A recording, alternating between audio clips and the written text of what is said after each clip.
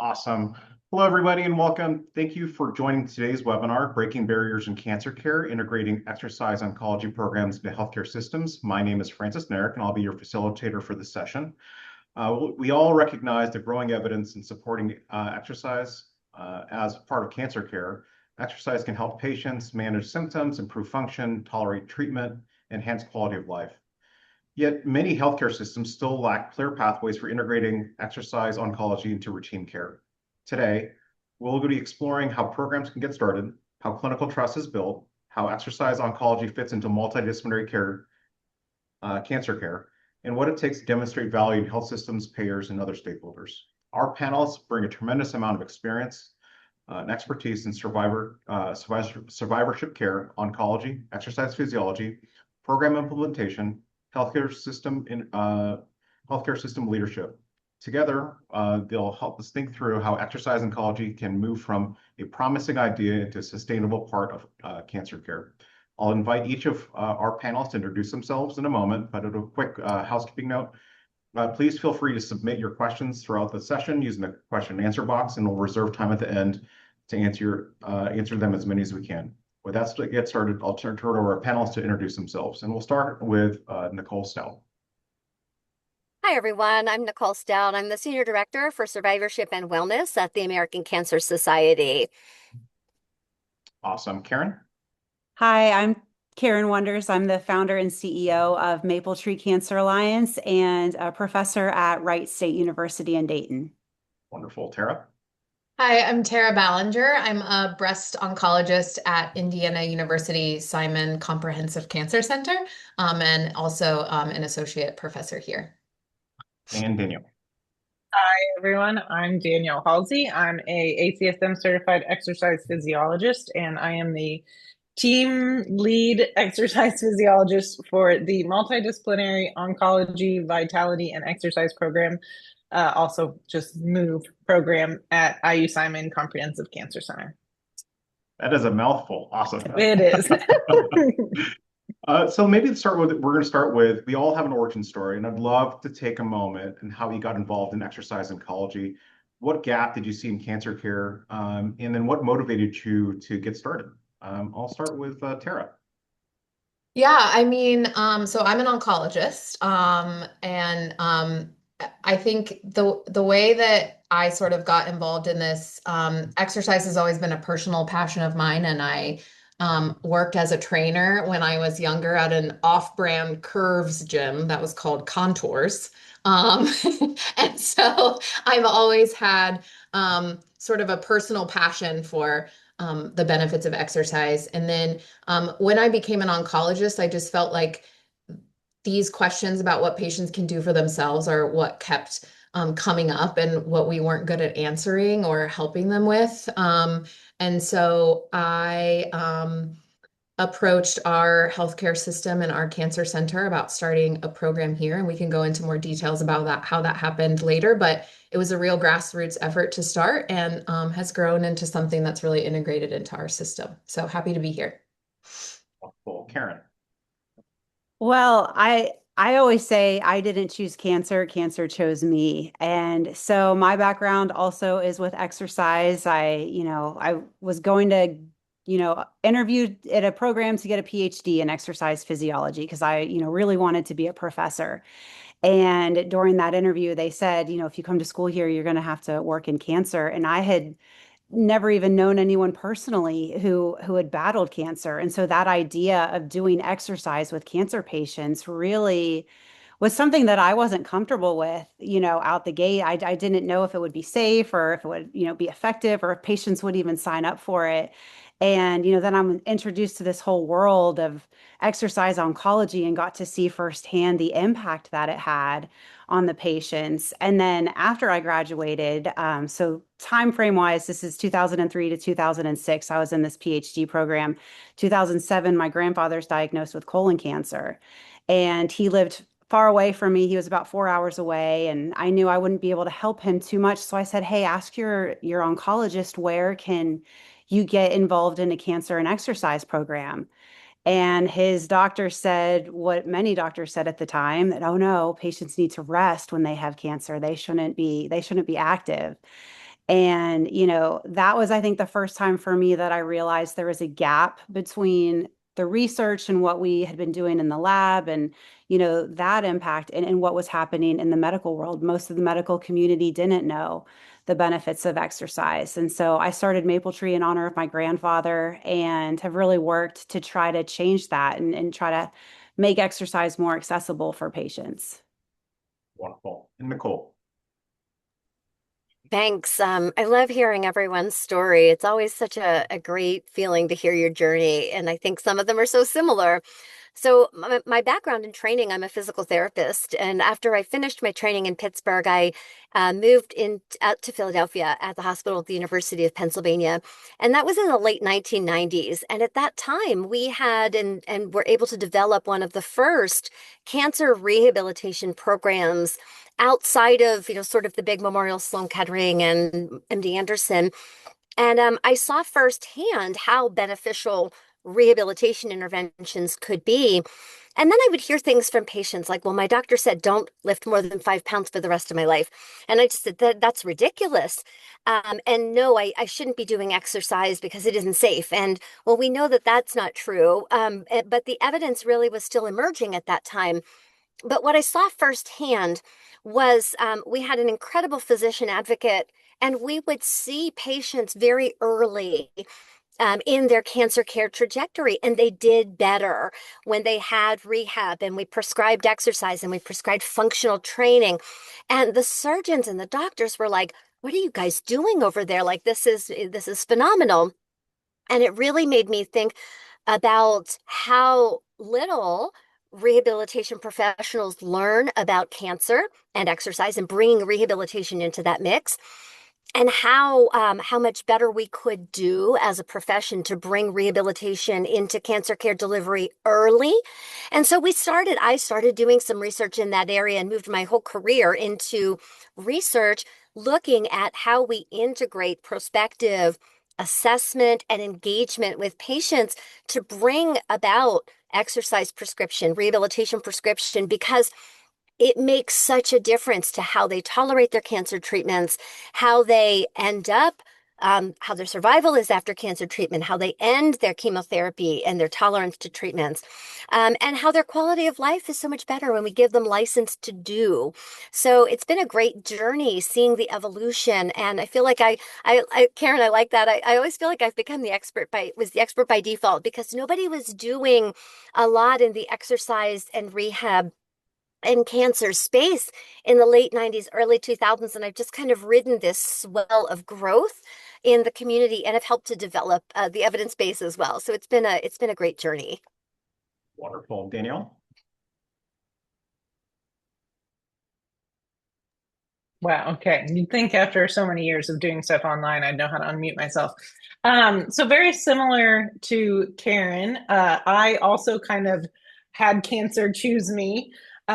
We actually both studied at the same place. I got my master's there. She got her PhD, but we did not overlap at any point in time. But I knew I wanted to do something in healthcare. I had I literally stumbled upon our exercise oncology rehab institute on our school's campus, and I spent a summer doing practicum hours there, and that is where my love for this population really just grew. And it was there that I found a passion for being in the healthcare system and impacting these people without having to go to med school. And originally, I wanted to go into a DPT program and become a physical therapist. And so that's where my trajectory went. And the more and more time I spent at the Cancer Institute, I was like, wow, I want to do this. And at the time, and this was in 2014, so not much later after Karen was at the same institute, it still was a growing field. You had to essentially, to become an exercise oncologist in a healthcare system, you had to go to a healthcare system yourself and be like, hey, I will develop this program for you, and really make a case for it. And still in 2014, that was an monumentous task to try and take on. And so when I moved to Indiana and was able to make some different connections and work in research in exercise oncology, and eventually be asked, hey, I want to start this program at an adult cancer center. I was like, I got to get in because it has been like my dream, like since I was 21, 22 years old, being like, if I could do this every day, I'd be the happiest camper. And now here I am being a pretty happy camper. Wonderful. So we're going to dive into a little bit more. And I'm curious in how you all bridge science into practice and how you made the case for exercise oncology within your health system. How did you build that clinical trust to go from exercise oncology as part of the cancer care? And let's start with Tara and what your thoughts are there as an oncologist. Yeah, I mean, and I'll be interested to hear the perspective of the other specialists, but um, for me, I think it's really important that there is an oncology champion, like an oncologist, a physician champion. So I think what helped in our system is I, as an oncologist, was really driving it forward. I had been doing some research in exercise oncology, and I had kind of become established on the clinical side and survivorship. So I think I was able to make a case to my institution that this was a natural fit of those two. In full transparency, I also threatened to leave the institution if they didn't make this happen. So that helped. So it was part of a retention package for me. But I think we made the case really around market value, market share. Patients want this. Other places are going to start doing this. Eventually, it's probably going to have insurance coverage. We really need to get in on this now. We're a comprehensive cancer center. There are a lot of accreditations that require us to have these kind of support services, and we need to actually have them. So we mostly came at it from a marketing and patient satisfaction and accreditation standpoint. Less about the functional outcomes to get to convince our leadership, at least from our standpoint. And then that's kind of what we've continued to pursue to stay sustainable. Aaron, what are your perspective from the research side? Yeah, well, I love what Tara said about the physician champion because that's so important. And that's something with every partnership that we have, we try to identify the physician champion. And I think a good way to do that is to have data to back up your programs. And so I think really prioritizing the data. What are you collecting? When are you collecting it? How are you maintaining the integrity of that data? How are you reporting that back to the health system? All of that is going to help build that case for your program. And so I think it's really important that if you're looking to start a program, you got to nail down what metrics you're going to be tracking. And I just have a quick story that I want to share. At one of our very larger partnerships that we had, I noticed that we had every oncologist in that program was sending us patient referrals except for one, and he just so happened to be the head of the cancer center. So it was kind of a big one, the top dog in the cancer center. And so I scheduled a meeting with him and I just asked him directly, can I talk to you about the research? Because I thought maybe he didn't know the data, maybe he wasn't aware of different things. So that's kind of how I approached it, more just like, let's have a conversation so I can, let you know what we're doing and how we're going to help your patients. And his perspective really caught me off guard because he said, I know the data. I've read the papers. I know that. But he thought that there was a selection bias, meaning that patients who were quote unquote healthier were going to then opt into an exercise program. So of course they're going to have better outcomes. That was, the selection bias that he thought that existed. And, when he said that, I thought, well, I guess that's a fair argument. I can see where that would track. And so I said, okay, I think that's fair. So give me a patient that you don't think I can help. And let's try 12 weeks. We'll see if we can have any kind of positive impact on her, well, on the patient. And he sent a patient to me that he really didn't think we'd be able to help. She was, I think, 38 years old, colon cancer patient, had fibrosis from radiation, a lot of pelvic pain. And I gave her my very best trainer. And I said, if you don't help her, you're fired. No, I'm just kidding. But, gave her the best trainer. I said, give your all on this patient. It's really important. Well, now that doctor is on our medical advisory board. So we were able to help even her, even the one that he didn't think we'd be able to. So I think that did a lot. And I think just not being afraid to have those conversations and, you know, believe in what you do because it really does make a difference. And don't be afraid to take a stand in that, I guess. Wonderful. And let's go to Nicole. From an advocacy side, how do you do that? So one of the things I love here, again, the stories are very similar. I think about the physician champion, I think is absolutely critical. And one of the challenges or barriers that I think many times from the healthcare professional side is this concern about safety and the concern about, and I hear this from oncologists, my patients are different. I know the patients that are in those studies, to Karen's point, the selection bias, but my patients are different. And the physician many times doesn't understand when we say we want to bring them into an exercise facility or a rehab gym, and they have this immediate thought of their patients doing things that are going to hurt them. And so walking them through what does that look like? How do we enable that secure environment, making the physician feel comfortable that the place that they're sending that patient to knows what they're doing? So I've got to get that level of buy-in at the provider level. But really then I think about, we want what we truly want is to have this service available very close to people's homes. We want capabilities and an infrastructure so that a patient doesn't have to drive back to the cancer center, back to a health system. So one of the things from an advocacy perspective that we're really thinking about at the American Cancer Society is building capabilities and capacity in communities. How do we help to improve training, knowledge, skills, safety, and training?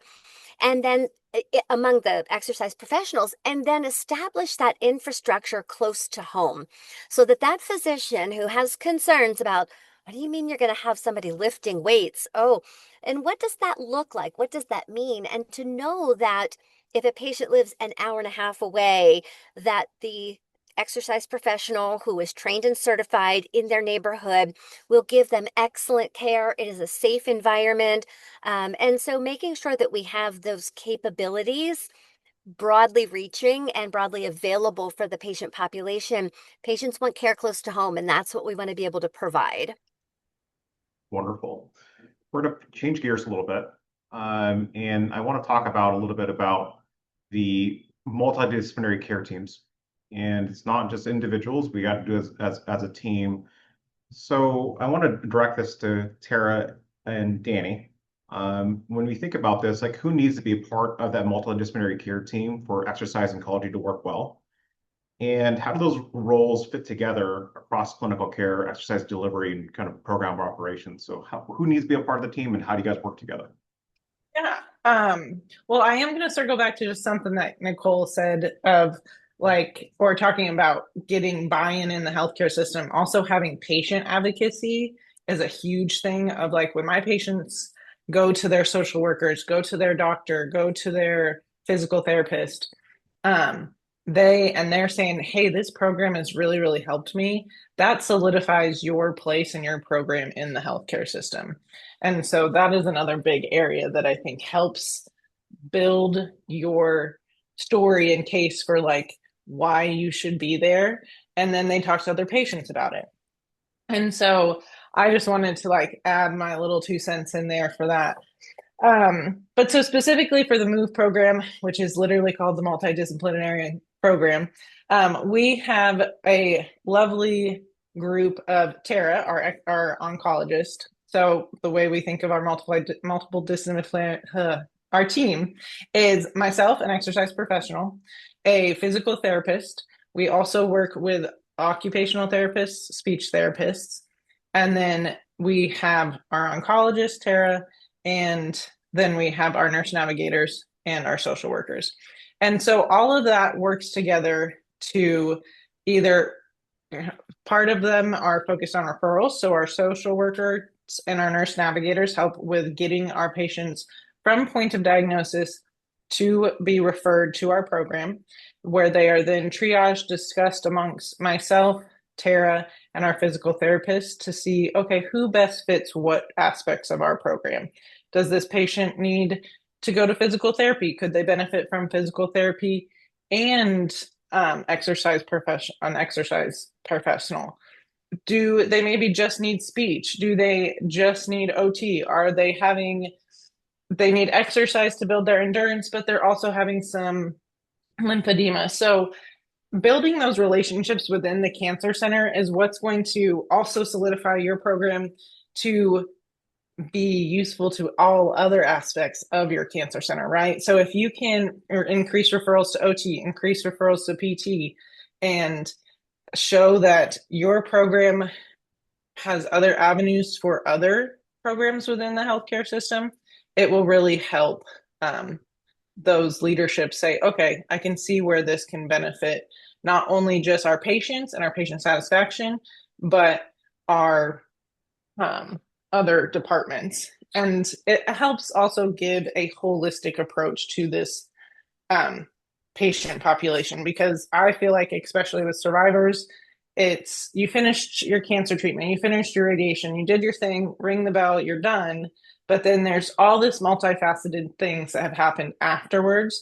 And so if it's just me seeing this patient and I don't have these other resources to reach out to, I'm only fixing quote unquote one part of this individual's life.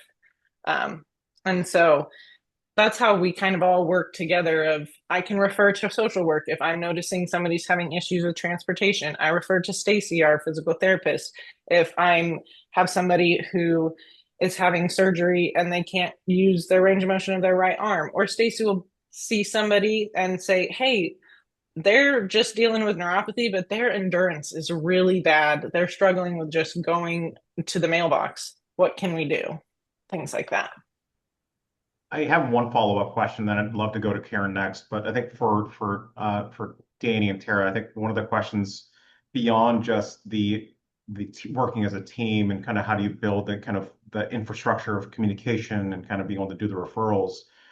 I think one other aspect is how does the formalized education kind of tie into the actual role? I think IU Health has a relationship with the University of Indianapolis. Can you provide an example of how that works? And then I'm going to reflect that back to Karen, how that works with her institution. Yeah, so we've been very fortunate to develop a lot of relationships with schools in the downtown Indianapolis area, the biggest one being University of Indianapolis. And so we have an internship program that allows interns to come in and spend time with us and receive education. I follow or teach them the ACSM exercise, cancer exercise specialist. We follow that textbook, all of that stuff. And it allows them to get practicum hours, hands-on experience.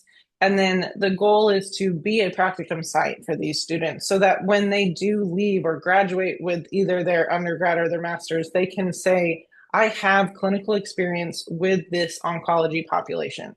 I have seen somebody who has gone through chemo, through radiation, through just surgery.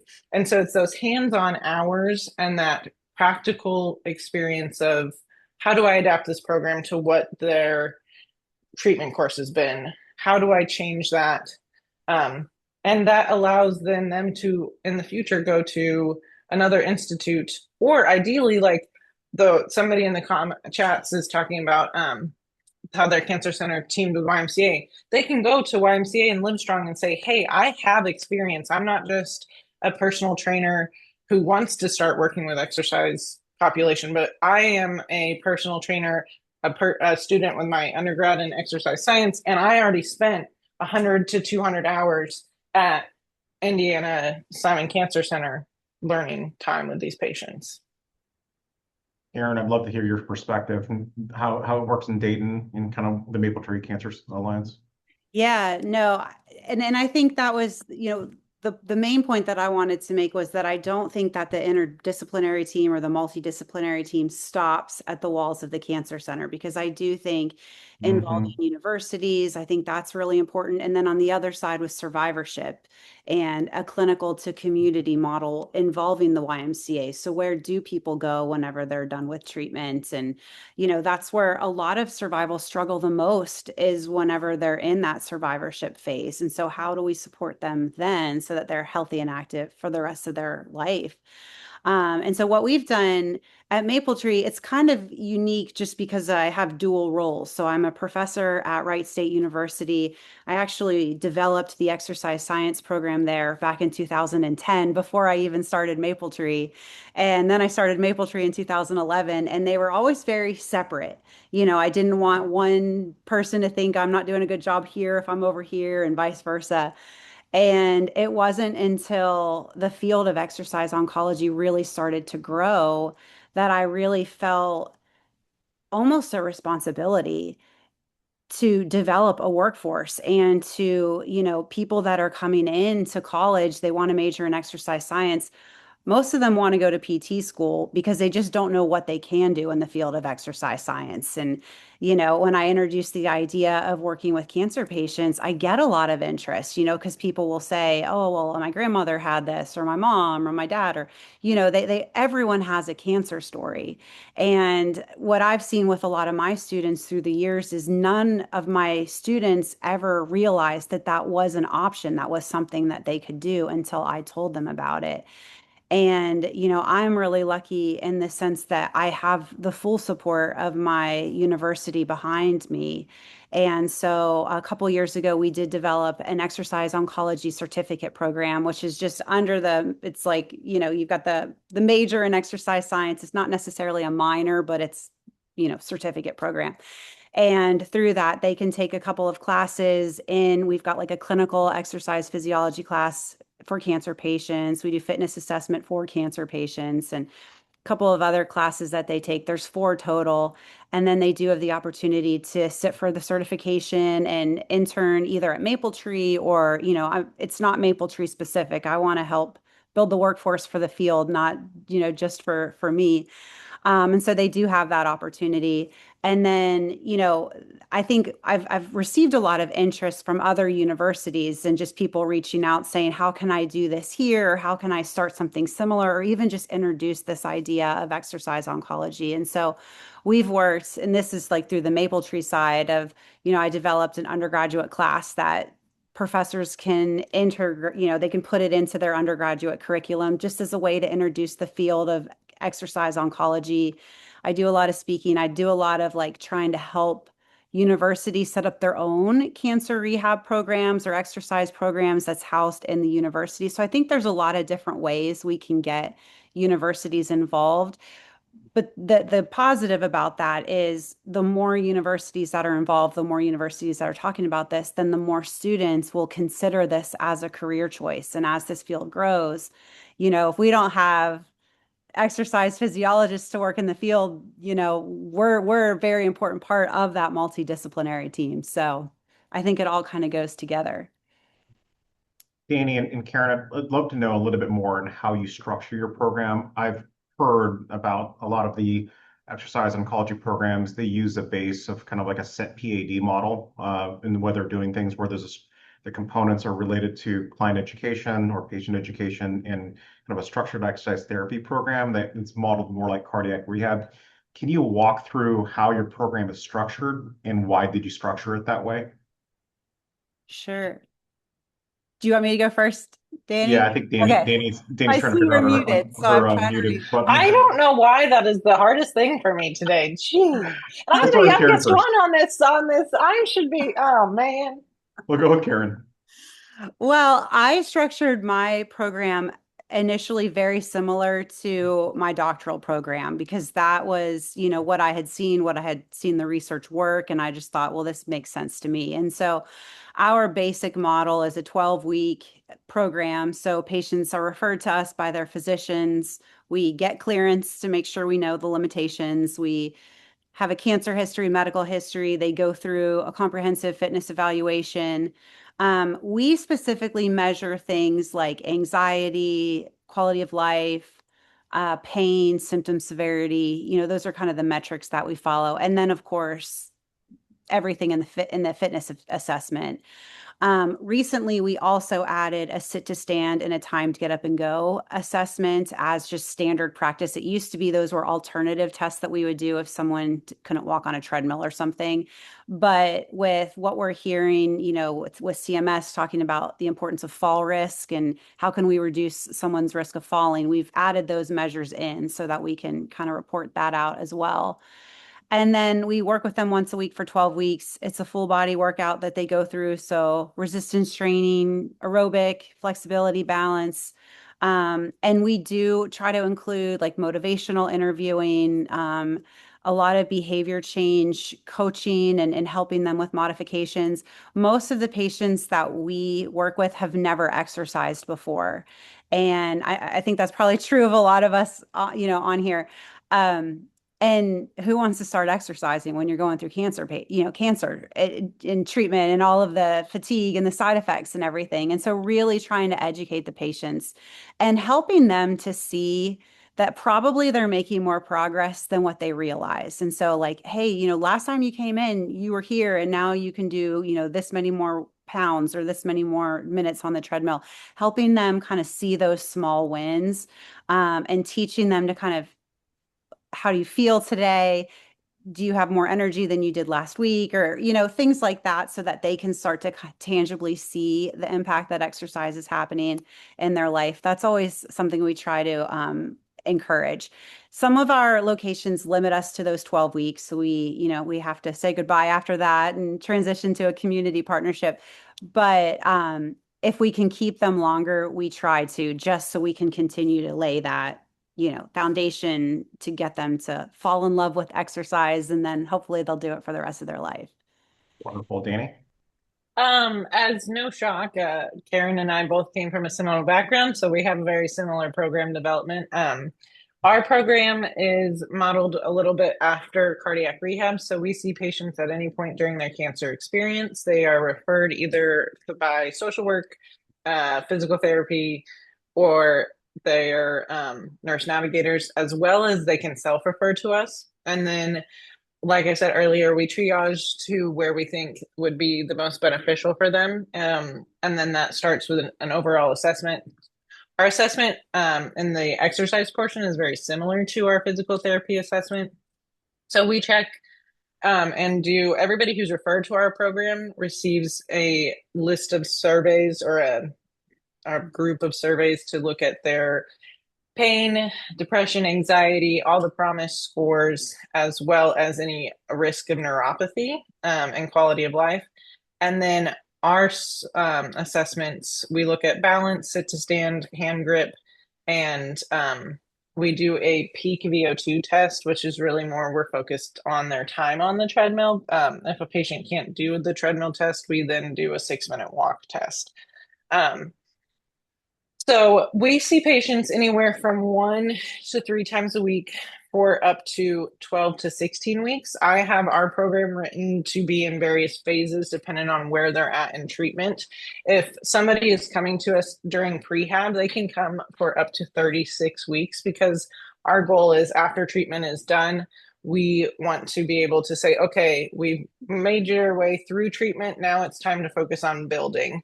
And so we have various lengths of our program that is one-on-one. And then after they've reached that one-on-one length, we transition them into what we call as our open gym. So that is a little bit more modeled after the Get Real and Heal program at UNC Chapel Hill, where there'll be a workout of the day. Patients can come in and work out on their own, but there is exercise staff on site so that they can get help as they need, things like that.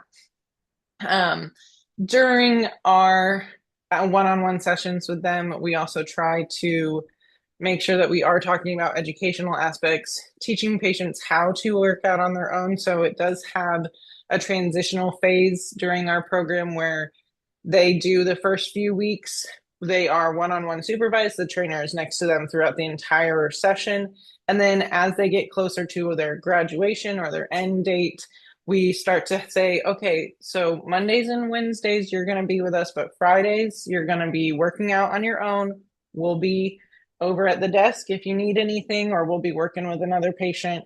Please just come let us know and we'll help you. So we want to try and transition them to have that autonomy to go into the community space and exercise and feel confident on their own. And we also do partner with Mapletree in a great way to allow for virtual exercise with our patients, because being in central Indiana, not everybody wants to come downtown. So after patients finish their time with us, they sometimes then transition to our virtual group classes that are ran by a really great group of trainers. So Wonderful.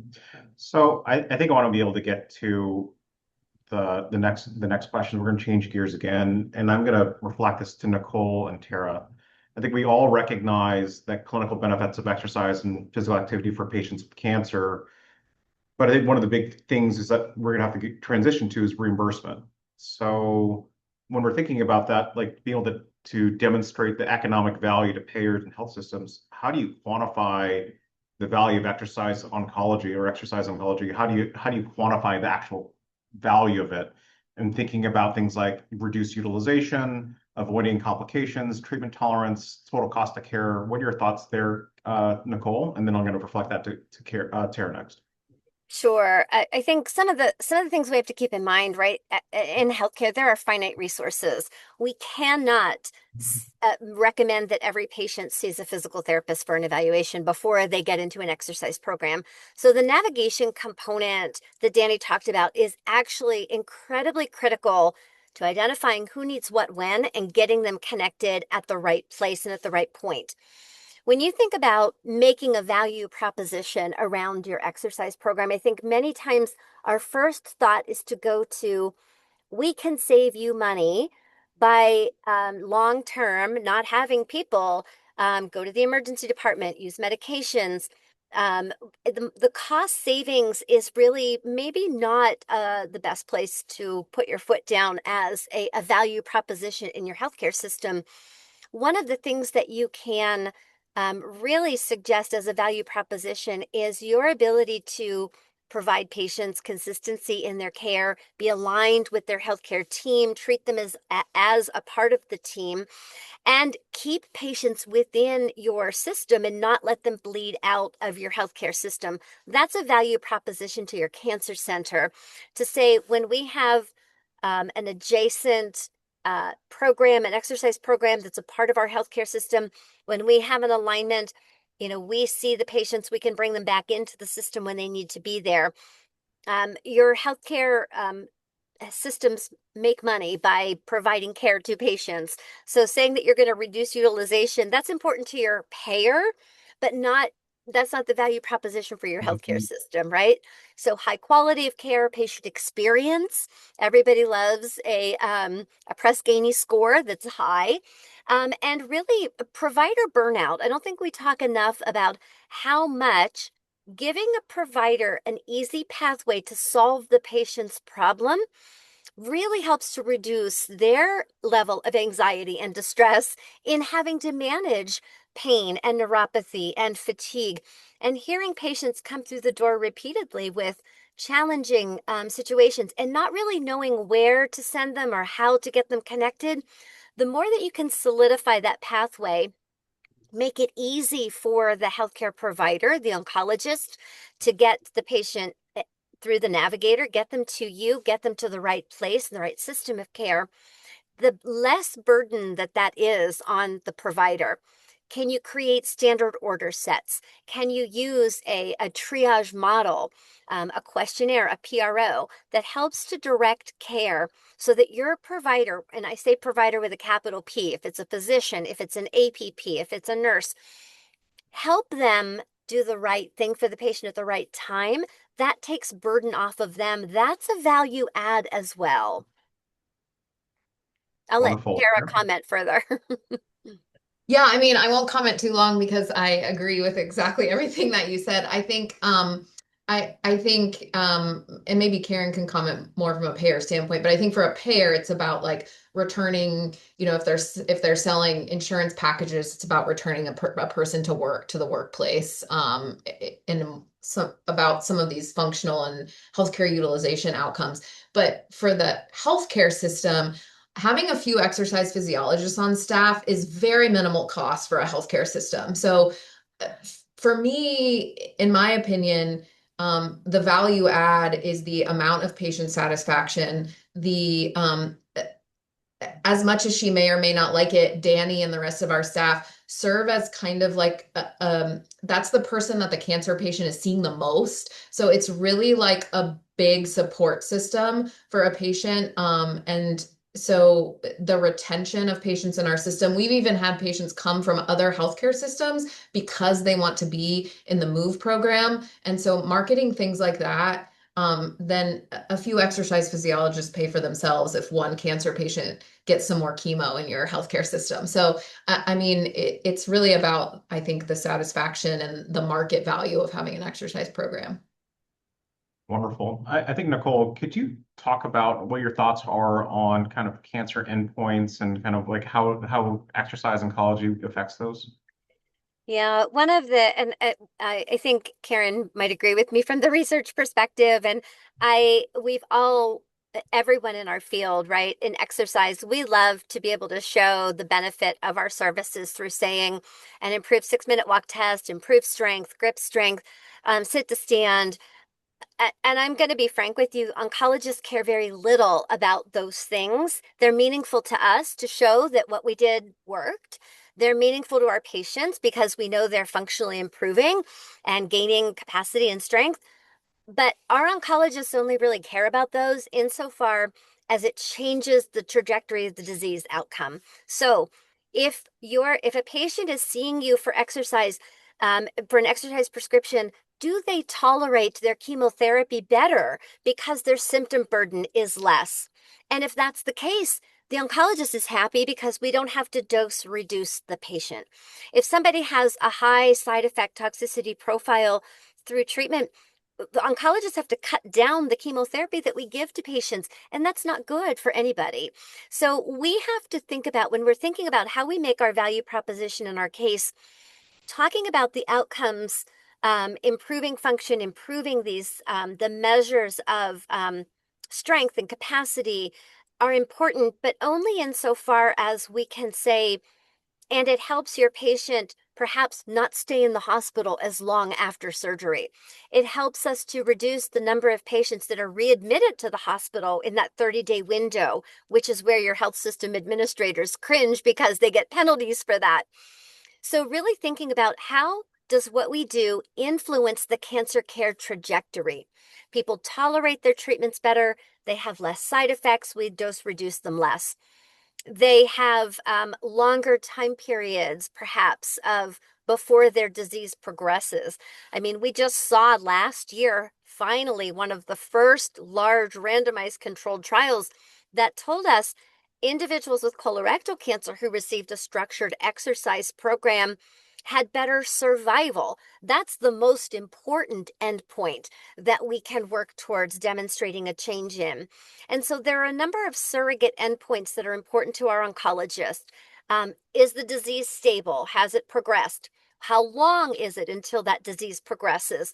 And so if we're able to show that our interventions have an influence, positive influence on those endpoints that matter to the oncologist, that also tremendously, then we become necessary to walk alongside them and really incorporate our services to help to promote better uptake, and better cancer treatment outcomes are where we need to be going. Wonderful. Tara, I'd like to be able to kind of to take the perspective, like when you're thinking about the reimbursement that Nicole was describing, a lot of the work that IU Health is going through is kind of through philanthropic efforts. What are you having to show in terms of KPIs to that, and kind of what your thoughts are there? Yeah, I mean, For philanthropy, what I've found that they care about the most is number of patients served is sort of the return on their investment.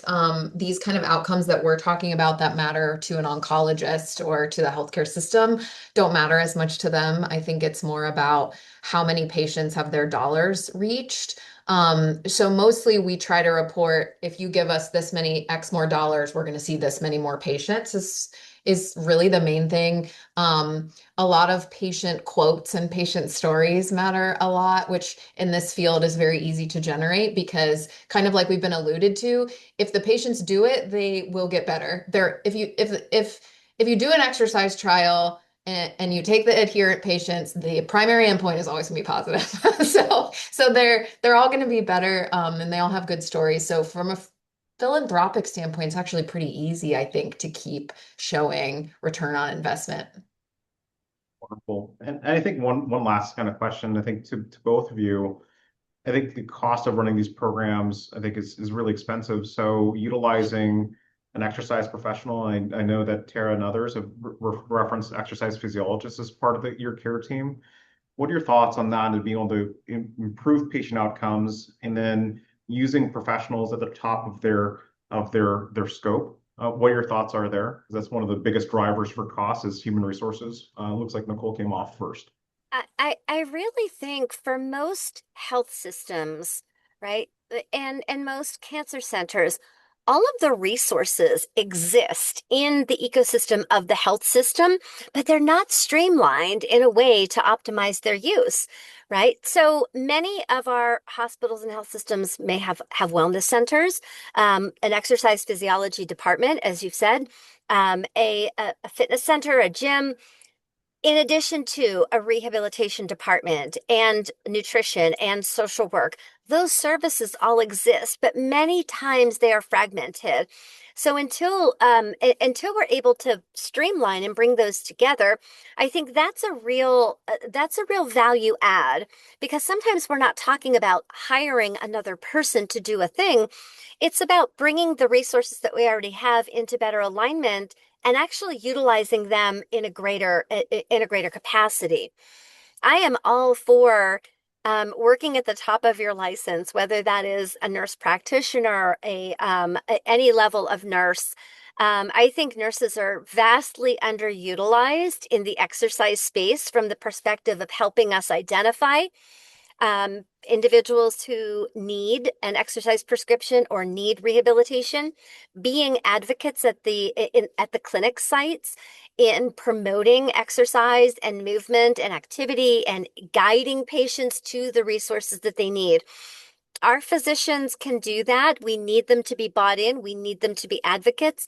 But I really think our nurses are a place that I think we can vastly expand our relationships and really help to leverage the trust that they have in patients in getting those individuals to us.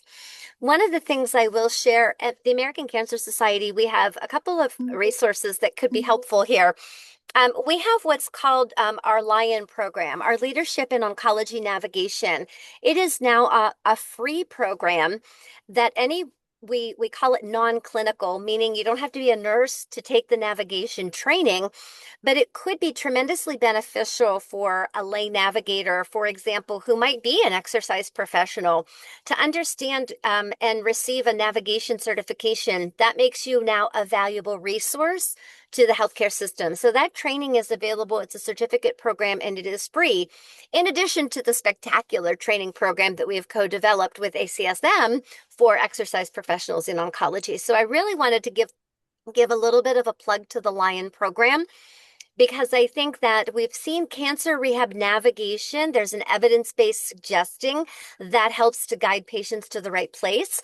I think we could extend and getting people working at a higher level in the exercise profession alongside a navigation certificate. That could be incredibly helpful and an added value to this profession and helping to better engage in the oncology community. Wonderful. I know we're running out. We have about 10 minutes left, but I do want to start with one question. I'll give you 30 seconds each. For our attendees, the challenge is knowing how to get started. So do you have any advice for our attendees and how to get started in building an exercise oncology program within their healthcare system? You got 30 seconds for each. So let's start with Karen. All right, I had my hand on the dismiss myself button. I was ready for this one. I would say don't be afraid to start small. So start with one physician champion, one referral pathway, get a small number of patients in, and let your program speak for itself. Measure those outcomes, get those patient testimonials, share that back with not only your physician champion, but the whole healthcare team. And it will start to snowball. You will start to gain support for your program. Tara. Yeah, I think similar to what Karen said at the beginning, I think that exercise professionals are a value add, and don't be afraid to go in there and try to talk to somebody that's high up and asking for just a small investment to begin with. And I think going from there, I mean, places need this. I think you just have to get in the door and find the right connection. So, Danny.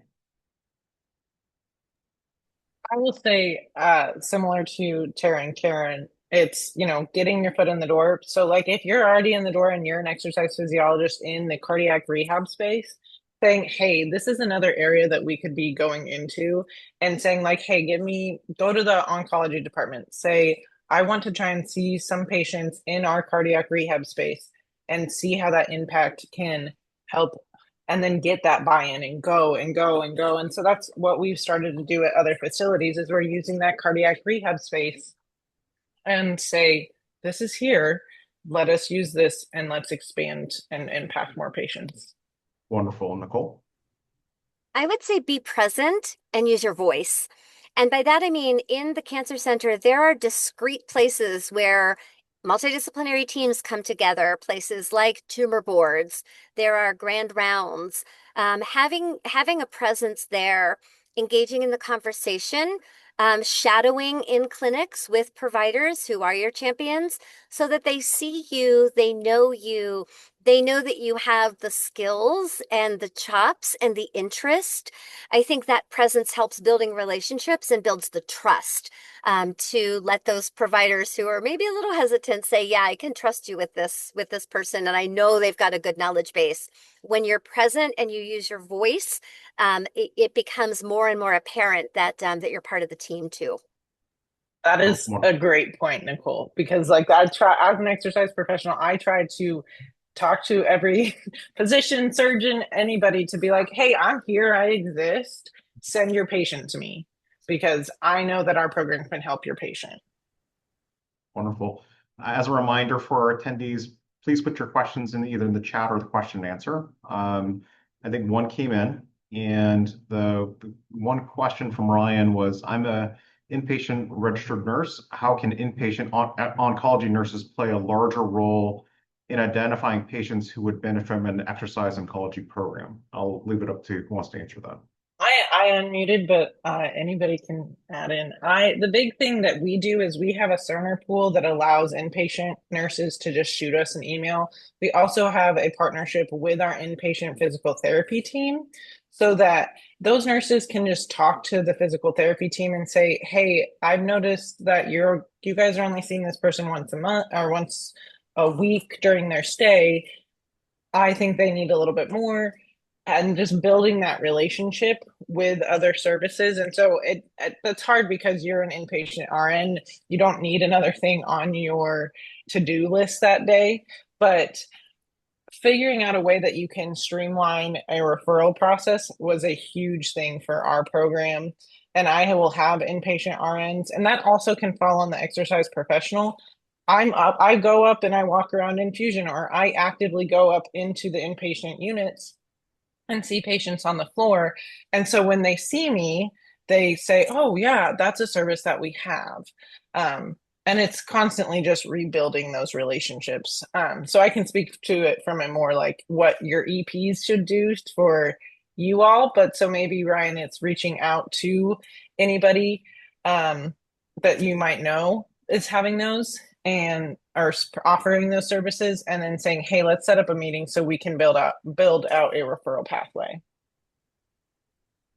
Can I Wonderful. clarify? Because I Yeah, please. responded to Ryan's and I realized I read it wrong. So I want to clarify my response to Ryan because in our experience, particularly when we were starting Mapletree, before we really had the widespread support of physicians, it was the nurses, the oncology nurses that really caught on to exercise. And so when I first read it, I thought he was saying they can play a role in identifying patients who would benefit because that has been our experience.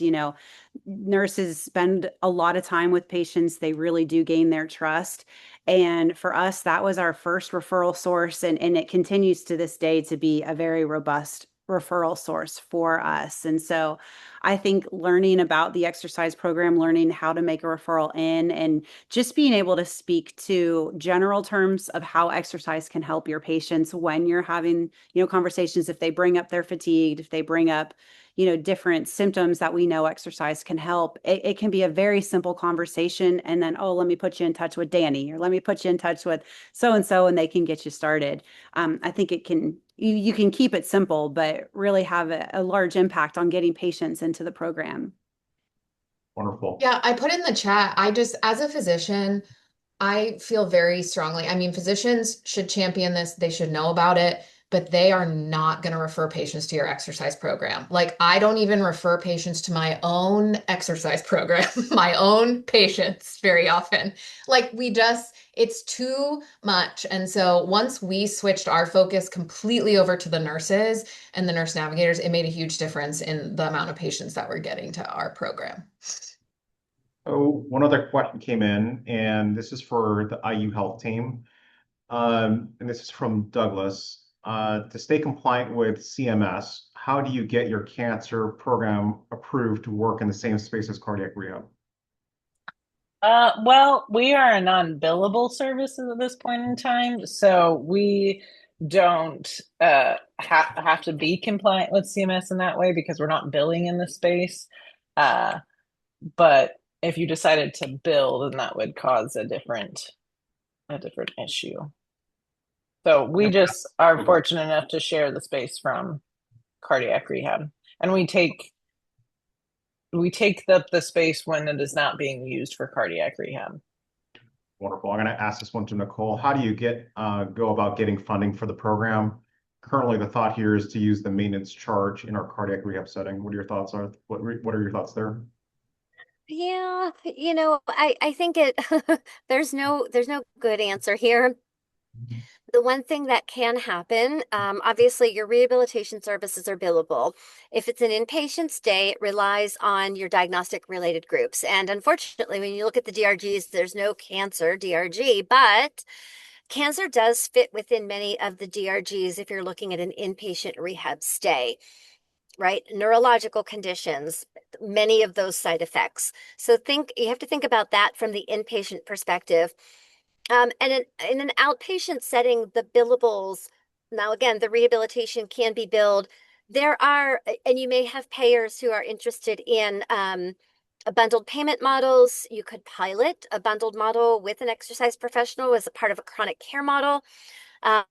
We do see sometimes the exercise alongside the exercise component alongside the rehabilitation can help to increase the physician's level of their E&M being billed. If there's a PRO that's conducted that tells us that the patient has a high level of need, there's counseling that can occur and navigation. Those things can be part of a bundled payment and help to improve the level of the physician's billables. But then also, I think what you're getting at is the maintenance over the course of time. And this is where there are constraints and why we have to think about the symbiosis between the billable rehabilitation services and an exercise professional and how we manage that. Because for a PT, I might get 6 visits, right? How do I use this to optimize and then work very closely handing off to an exercise professional who can manage? The maintenance is incredibly important to document that in the absence of your services, that patient would decline functionally. And so that's it's an added burden of documentation. I'm not saying don't use it. You certainly can, but it just makes sure that you're spot on with your documentation and how you're managing that. We have 1 minute left, and so I think this is going to be a tough one to answer in 1 minute. This is, I think, Karen, you're describing this in the chat with the UPMC. I think the question was just like, do you know any programs that are going to be billing in the space? And if you're going to be trying to advocate for billing, how would that go? How would you go about doing that? If you got 1 minute to talk about UPMC. Okay, so I need to credit Dr. Catherine Schmitz for the UPMC. She was very instrumental in getting that passed. But UPMC Health Plan, as of next year, 2027, is going to be piloting a program with their breast patients. And essentially, they want to look at um, cost savings utilization, and are we reducing cost for patients that go through. I will say I'm in conversations with a couple other commercial payers. They are all going, one in particular is going very well, and the biggest thing that they have come back to me with is essentially, we know the evidence, we see the value. Are you ready to scale? Is the field ready to scale? I don't know that we're ready for that yet, but I think we can get ready real quick. Wonderful. We are at time. We have a robust discussion in the chat, and you guys are all sharing. You guys and gals are all sharing your contact information. I love that. Love to continue the discussion. Again, appreciate you all, Nicole, Karen, Danny, and Tara for being our panelists today, and our wonderful guests for showing up as well. Thank you again. I appreciate you all. The recording for this webinar will be free. It's going to be posted on YouTube, and thank you all for joining. Take Thanks, care. everyone. Have a great day. Thank Thank you. Thanks. you. Bye-bye.